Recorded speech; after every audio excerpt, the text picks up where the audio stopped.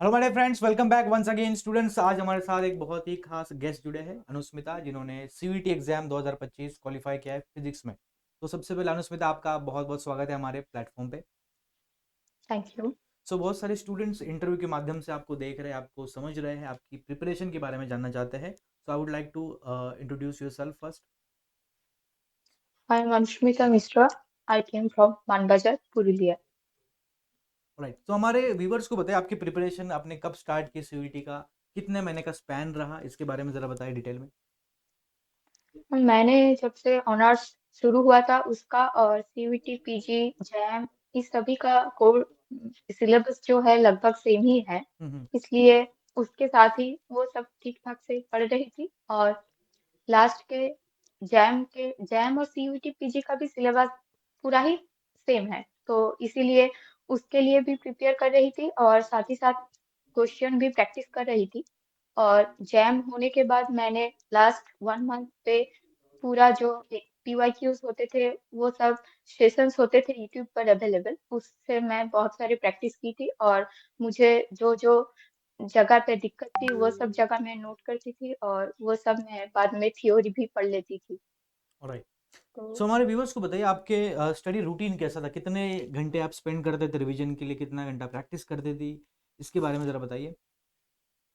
ऐसे कुछ fix time नहीं था, पर मैं हम्म। जैसे मतलब ऐसे टाइम पे मैं ऑनर्स का बेसिकली थ्योरी बहुत ज्यादा होती है तो वो सब पढ़ती थी। और जब ऑनर्स का एग्जाम आता था तो उस पे ज्यादा फोकस करती थी। और बाकी टाइम मैंने जस्ट मतलब रेगुलर बेसिस पे क्वेश्चन प्रैक्टिस रखती थी और बाकी कुछ कुछ जो चीजें मुझे कम आती थी वो सब पढ़ लेती थी। ओके, सो आपने मेंशन किया सीयूईटी के अलावा भी आप एग्जाम के लिए प्रिपेयर कर रही थी, तो इस प्रिपरेशन के दौरान ऐसा कोई टॉपिक आया जो आपके लिए चैलेंजिंग था।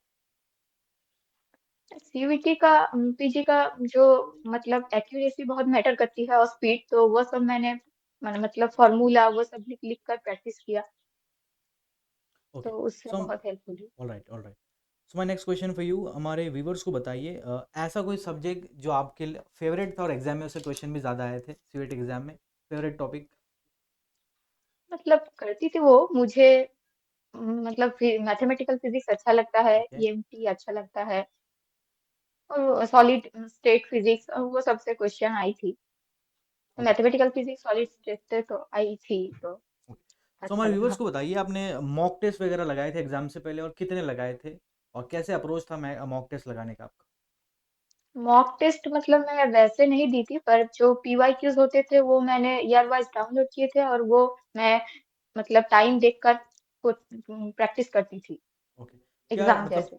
3 घंटे का टाइमर लगा के आप बैठ सॉल्व करते थे, कैसे करते थे हाँ, आप। हमारे तो 75 मिनट्स थे सीवीटी पीजी के लिए। हाँ, 90 तो क्वेश्चंस मतलब 90 मिनट्स रहता है।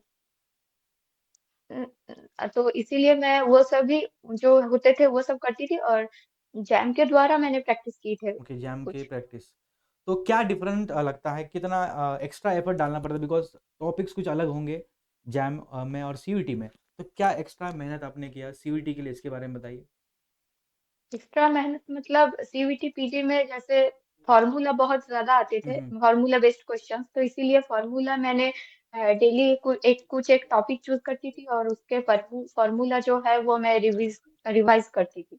ओके, सो हमारे व्यूवर्स को बताइए, सेल्फ नोट्स बनाना कितना इंपॉर्टेंट है और कितना यस, हेल्प करता है वो। ठीक है, बहुत से स्टूडेंट सेल्फ नोट्स नहीं नोट्स बनाते, तो सिर्फ पढ़ते हैं, कितना नहीं, इम्पोर्टेंट है।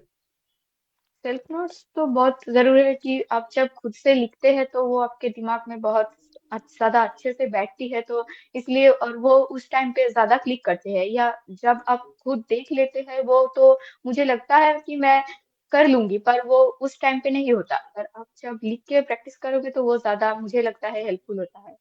ओके, सो अनुष्मिता, मेरा नेक्स्ट क्वेश्चन आपके लिए, जो कॉम्पिटिटिव एग्जाम्स का जो प्रिपरेशन है, वो ऐसा नहीं कि एक एक 1.5 महीने का preparation, it's a long process. तो कैसे अपने आप को आप फोकस रखते हो, और सेचुरेशन आता है उस फेस को कैसे हैंडल करते हो, इसके बारे में बताइए हमें।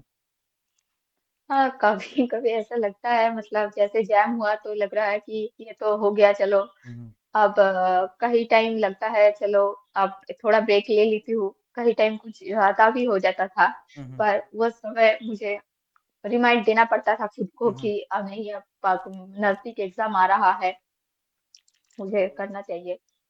ओके। सो बहुत से स्टूडेंट्स आईआईटी जैम के एग्ज़ाम के बाद केयरलेस हो जाते हैं, ठीक है? एग्ज़ाम हो गया, चिल हो जाते हैं, बट उनको ये भी ध्यान रहता है कि सीयूईटी का एग्ज़ाम आ रहा है, तो कितना डिफ़िकल्ट है इसके बारे में बताइए, रीसेट करना फिर से?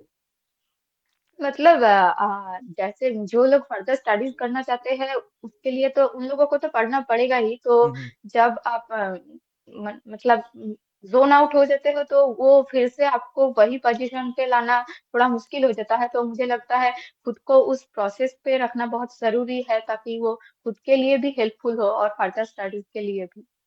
हुँ, हुँ। चलिए। सो एग्ज़ाम के दिन के बारे में बताइए, क्या माहौल था एग्ज़ाम सेंटर पे और कैसे स्पेंड किया आपने वो 90 मिनट्स एग्ज़ाम सेंटर हॉल के अंदर? इसके बारे में बताइए। एग्जाम एग्जाम सेंटर पे मतलब मैं जहाँ रहती हूँ उससे पास पे ही था, तो हम अच्छा। सब फ्रेंड्स मिलके गए थे। हुँ, हुँ। और वहां पर मतलब बहुत पहले ही हम लोगों अंदर चले गए थे, फिर बैठे थे। और उस टाइम लास्ट जो 5 मिनट्स 10 मिनट्स उस टाइम बहुत लग रहा था कि क्या होगा क्या हुँ, होगा। हुँ। फिर पहले तो मैंने कुछ 35 मतलब क्वेश्चंस अटेम्प्ट किए थे। फिर कुछ कुछ चीजें मतलब लग रहा कि ये नहीं होगा नहीं होगा। फिर मैंने एक दो रॉन्ग भी था, तो लग रहा है कि ये सब क्वेश्चन छूट गए तो अब नंबर कैसे बढ़ेंगे। फिर मैंने 2-3 मिनट का पॉज लिया और फिर से चालू किया और बाकी सब हो गया। ओके। तो कितने क्वेश्चन बनाए अपने 90 मिनट्स में? इसके बारे में बताइए ज़रा टोटल? मैंने किए थे 50 क्वेश्चंस, तो अच्छा, 50। उसमें से दो गलत थे।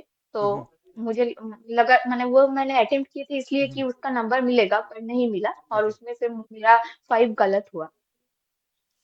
तो 90 मिनट्स के बाद, डेढ़ घंटे का लगभग समय रहता है, वो फिनिश करने के बाद इन्विजिलेटर के हाथों में हम पेपर सबमिट कर देते, तो क्या महसूस हुआ? क्या उसी समय लगा था इस बार हो जाएगा?